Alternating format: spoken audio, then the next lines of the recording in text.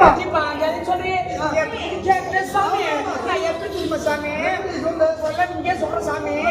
ஏன் திரும்ப சாமி என்னுடைய கணவர் இருக்கிறது அல்லவா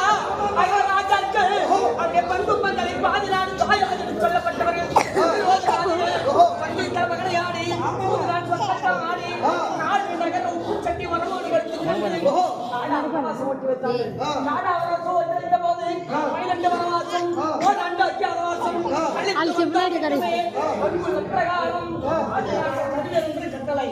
அது மட்டும் கிடையாது 12 வனவாசம் கழித்து விட்டோம் இப்போது மாட்டார் ஐக்கியாத வாசத்தில் இருக்கிறோம் சரிதானா இப்போது மாட்டார் இந்த நாட்கள் எப்படி கிழிப்பது கிடையாது இதற்காகவே